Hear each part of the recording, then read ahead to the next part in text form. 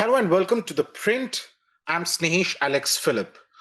Well, a lot is happening around the world, and one of the areas that we are focusing right now is Taiwan.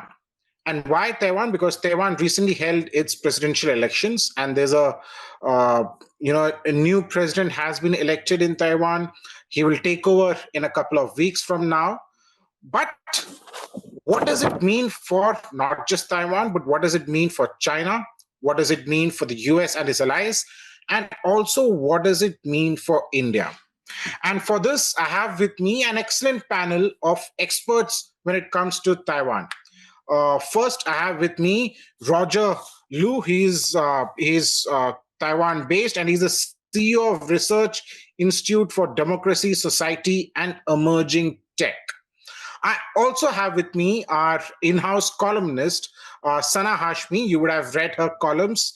If you still haven't, please do read her columns, because she's also Taiwan-based and brings an excellent insight into not just Taiwan, but also on China. So she's our eyes when it comes to China. And we are also joined by my colleague, Dishha Bagchi. She's with the Foreign Affairs team, and I work closely with her. And she's been tracking the elections for us. So, first question to you, Disha. Elections have been held. Tell our viewers what really happened. Who won, who lost. So the ruling Democratic Progressive Party, the DPP, they secured a historic third term, which is rare in Taiwan because usually we've seen a trend over the past couple of decades where the Democratic Progressive Party or the opposition Kuomintang Party, they secure two terms after which there's a switch. But this time the DPP secured a third win, which was pretty big for the party. So their candidate, William Lai or Lai Ching-te, who's currently the vice president of Taiwan, he won the presidential vote and he secured 40% of the total vote. While his opponent, Hu Yi from the Kuomintang party, secured 33.69% of the vote, which shows that the elections were actually quite close. However, neither the DPP or the Kuomintang party or the Taiwan People's Party, which is a relatively new party in Taiwan, were able to secure a majority in their parliament, which is also called the Legislative Yuan, which is again very odd and rare because it's not happened. It's the first time that no party has been able to secure a majority in their parliament since 2004.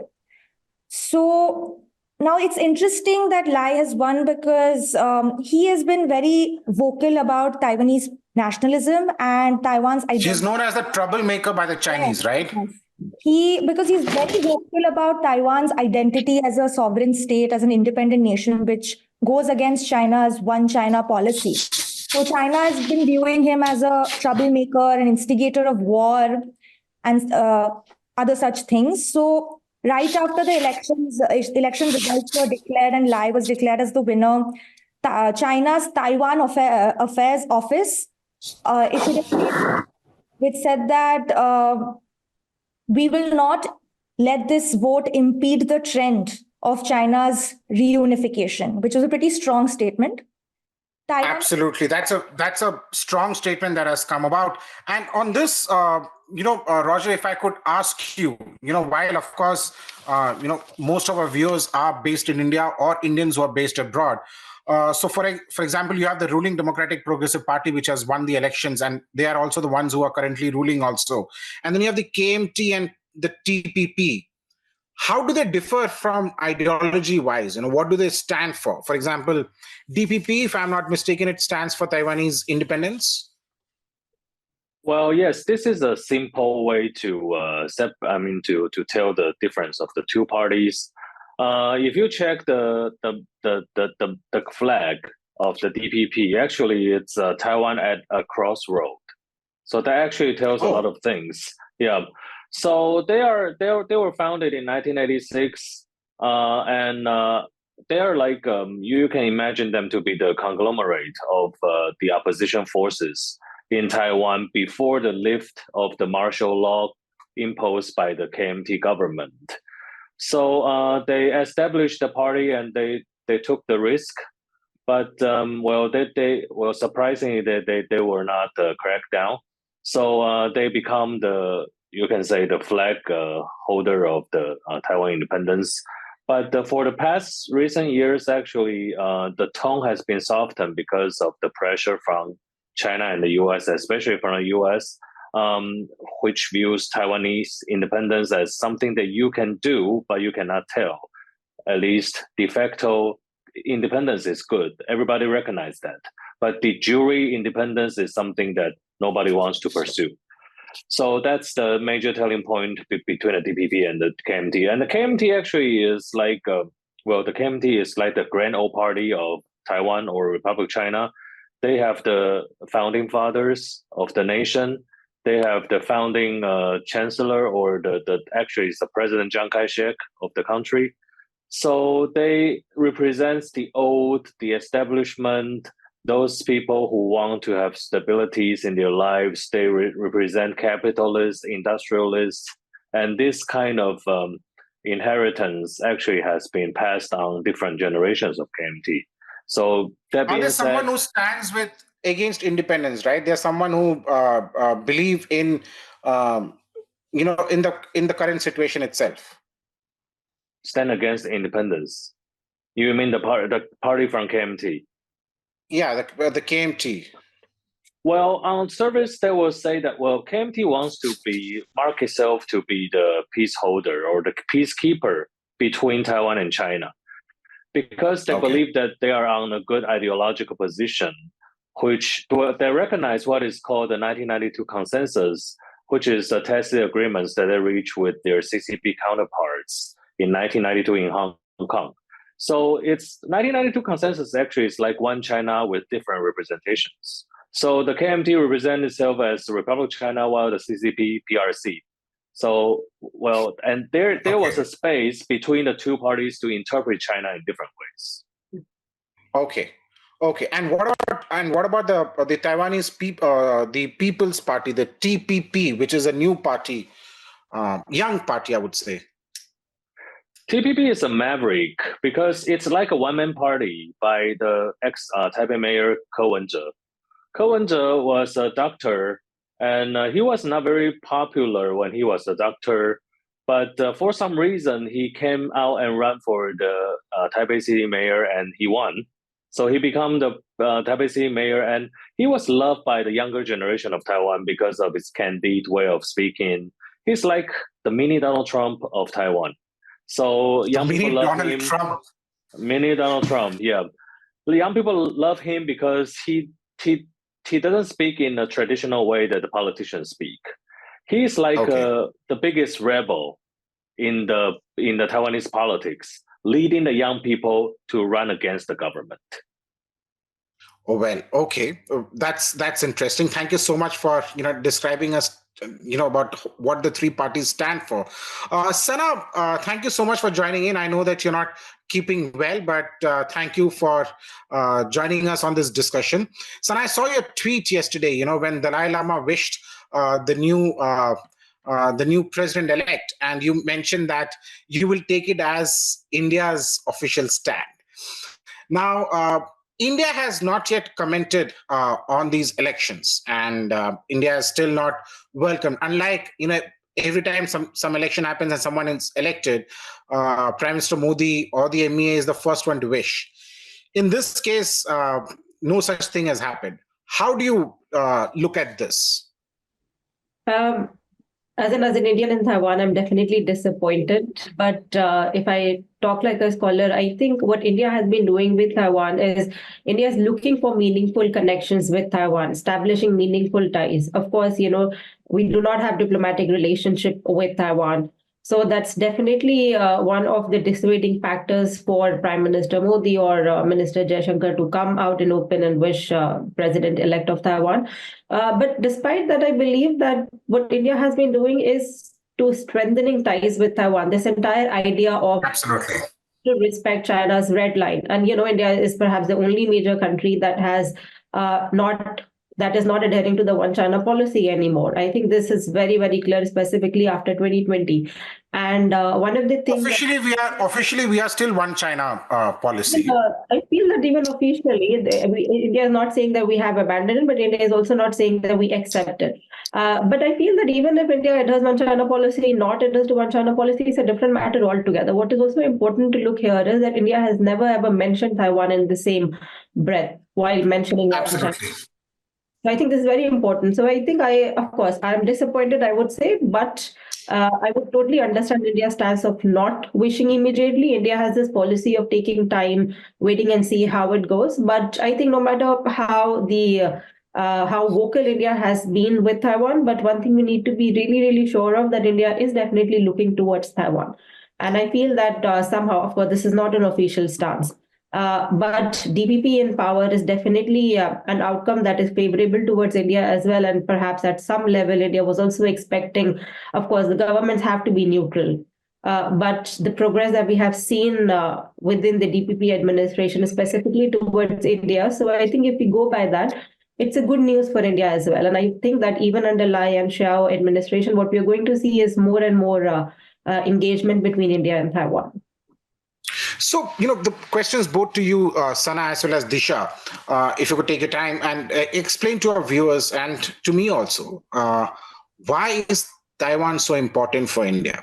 What does India gain out of Taiwan? If you could, Sana, if you could tell us about the economic ties that we have with Taiwan, and if you could elaborate more on that. I think Taiwan is important on a number of counts. First, of course, Taiwan is a very important economic partner for India. We know that specifically how India is trying to build semiconductor ecosystem, and for that, Absolutely. a number of countries, not just Taiwan, there is Japan, there is South Korea, and India is East Asian triangle, if I could call it that. So definitely Taiwan is one of the most important countries in that aspect. Of course, we haven't really seen much progress in that area, but also there are a lot of other factors as well. But there is a lot of room for improvement. And for the very first time in the history of India-Taiwan relationship, last year, we saw that the India-Taiwan trade crossed 10 billion mark. And since the new southbound policy was initiated, we are also seeing there is a shift from Taiwanese investment from China to Southeast Asia and South Asia. And when we talk about South Asia, India is the top country. So, of course, there's a lot of scope for improvement. There's a lot of room for Taiwanese companies to also look at Taiwan. I know the progress has been slow, but I feel that at least we are moving in the right direction. But apart from that, of course, there are areas that have been within the mandate of the relationship, such as economics, technology, education, culture. As in, these are the areas where it's fine for India and Taiwan to look at each other, cooperate with each other.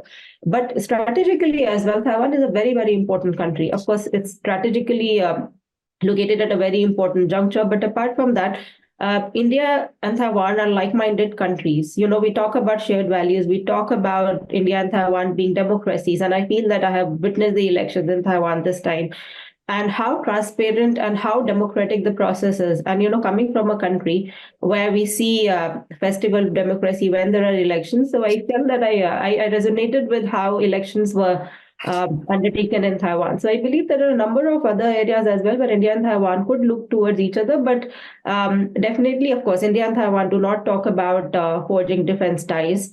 India is still shying away. Of course, these are sensitive issues that we don't talk about. Yeah. I feel that behind the door, there's a lot that's happening, specifically in cyber security areas.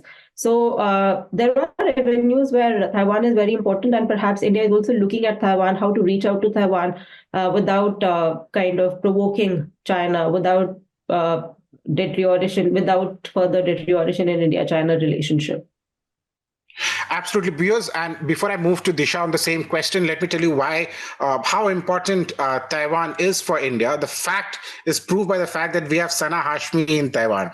So she's an in-house columnist. She writes on Taiwan. She reports on Taiwan. So that is how important Taiwan is, that for a small organization like us at ThePrint, to have our representative there in Taiwan.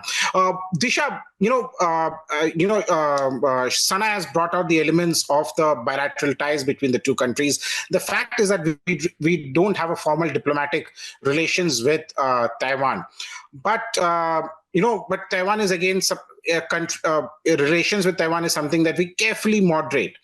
How do you see these ties going ahead, Disha, from a completely diplomatic point of view? Because now we have, the foreign minister, the external affairs minister, S. Jaishankar. He's very candid in his approach, and he has an out-of-the-box approach when it comes to bilateral ties and relations with other countries. How do you see that going forward? So, in terms of bilateral ties, as you mentioned that India and Taiwan don't have diplomatic relations. Actually, in the world right now, only 12 countries recognize Taiwan as an independent nation. It went down from 13 actually on Monday. After a small island nation, Nauru, broke diplomatic ties with Taiwan. So we're already seeing. But then it has a history of recognizing and not recognizing based on the money, not the money, but the aid or the revenue that it brings in. Yeah. Right. But in terms of bilateral ties between India and Taiwan, Sana already mentioned quite a few details. But as she mentioned, we have we have commonalities between the two countries in terms of values of democracy. So in terms of the relations between the two countries, I don't think much is likely to change. But especially because Taiwan is considered a semiconductor hub, and since 2020, there's been a global shortage of semiconductors. So ties with Taiwan is going to remain crucial for India, especially because we're trying to increase our semiconductor industry in our country. With in 2021, we signed the Semicon India program, and we've allocated $10 billion there. So Taiwan remains a very crucial partner in that context. So bilateral ties, I think, will remain stable between the two countries. Will remain stable, and we'll see a growth on that front too. Roger, we talk about one China policy, we talk about the differences between the two countries, but the fact is that President Xi Jinping and the PRC, have a policy when it comes to Taiwan, and that is a unification of Taiwan. With the new government continuing with the earlier policy itself, how do you see this whole Chinese reunification act playing out?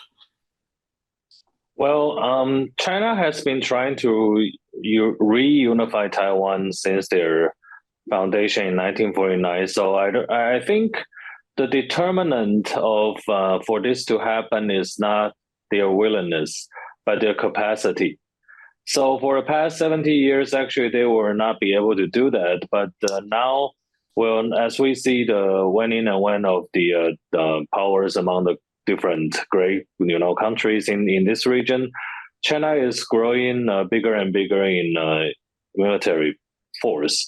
But still, it's not easy to launch a large-scale amphibious operation across the Taiwan Strait, which is, although it's narrow, but it's very it moves really quick, and it's very hard to cross.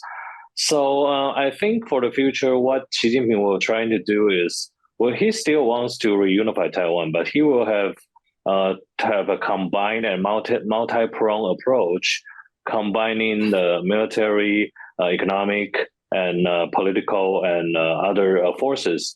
I can identify it with the four different ways: the stick, the carrot, the network, and the needle.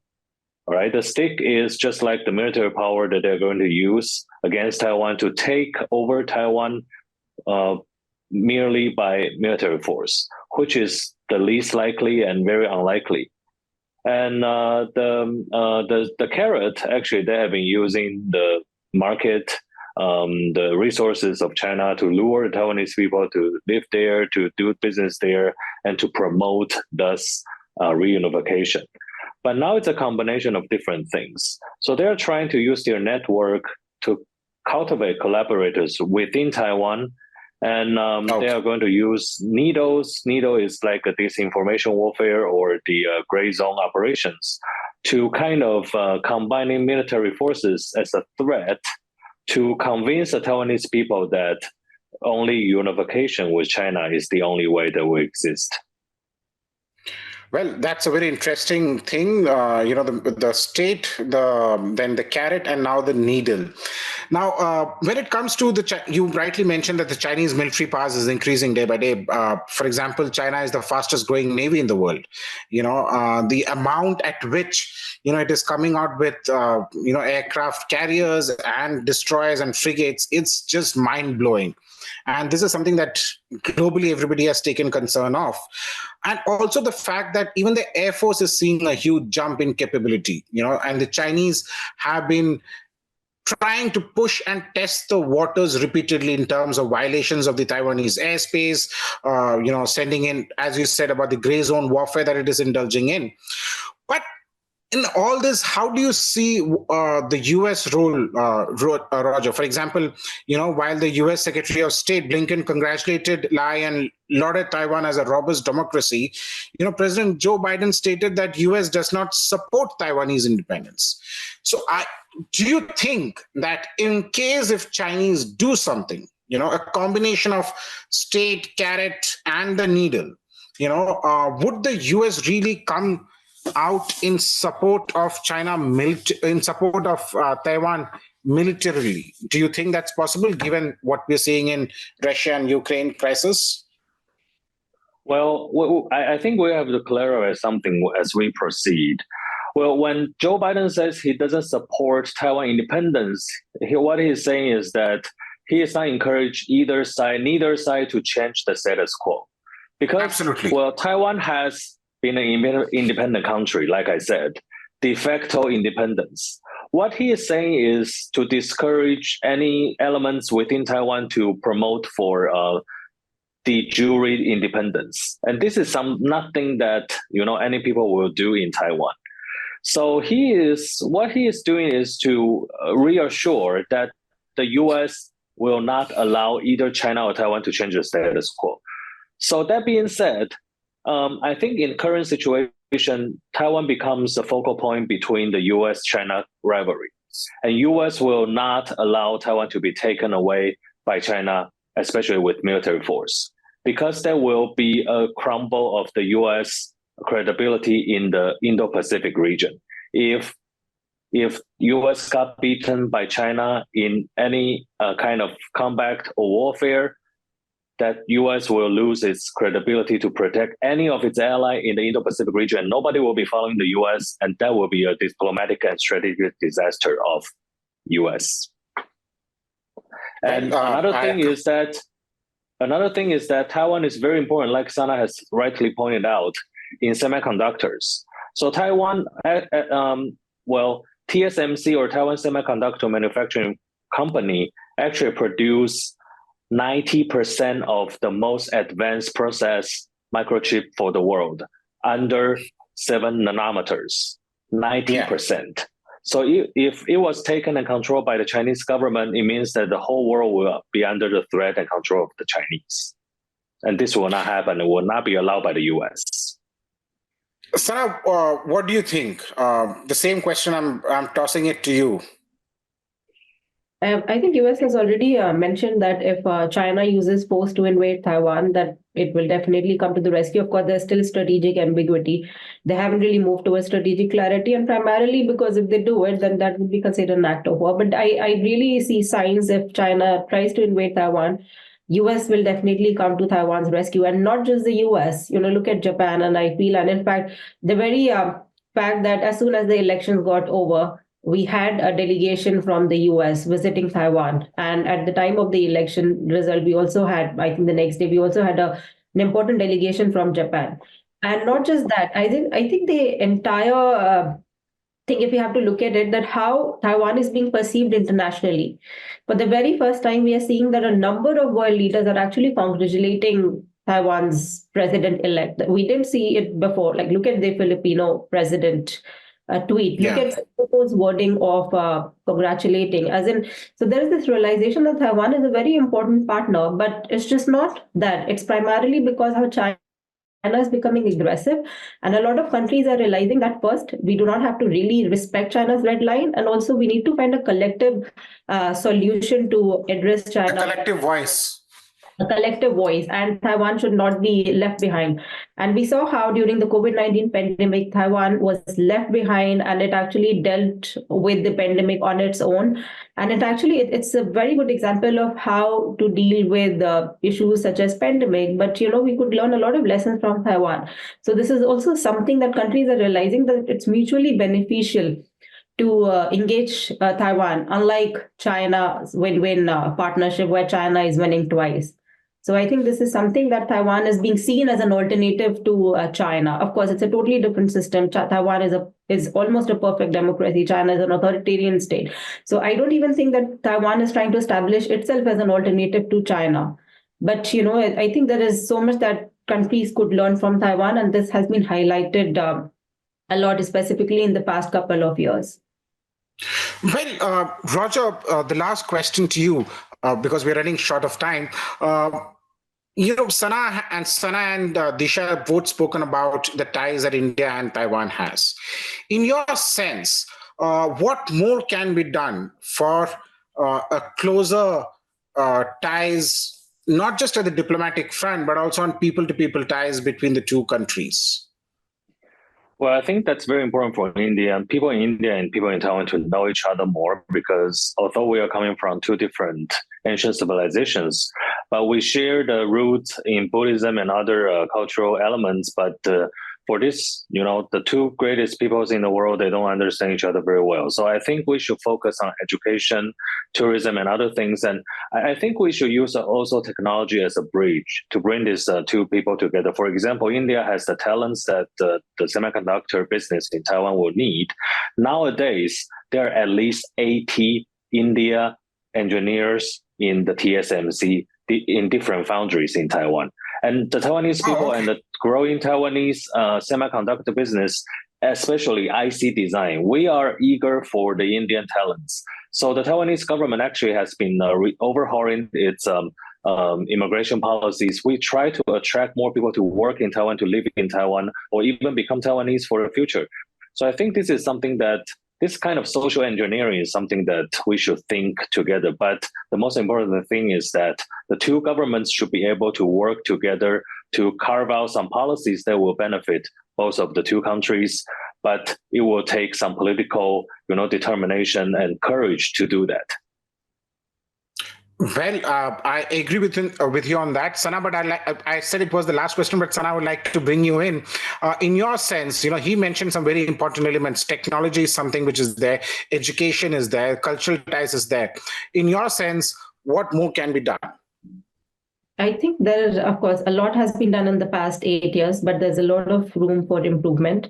As in your question, you actually asked, and you actually said it's very important to establish people-to-people connections. And as also Roger said that we, though in the past 4 or 5 years, we have been talking about each other, India and Taiwan, especially on social media. There was a lot of support for Taiwan among Indian social media users.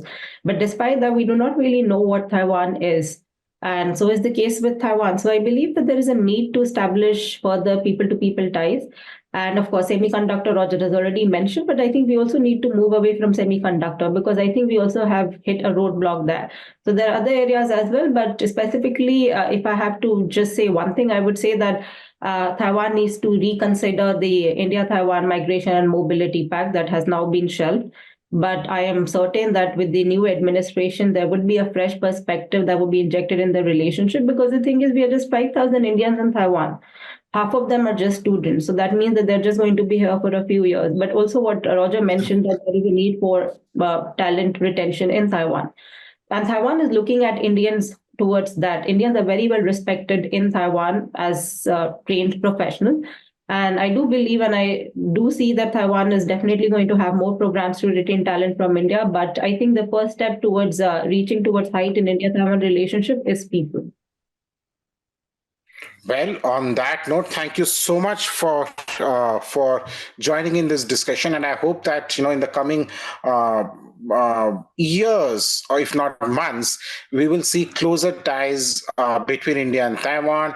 I'm all for people-to-people connection. I would love to visit Taiwan too. So Sana, that's an indirect message to you. But yes, so I hope that both countries get closer to each other, and the threat of China is at large, but I hope that it just remains as a threat and there is no further development on that. But thank you so much, Roger, Sana, and Disha for joining us here at ThePrint. Thank you.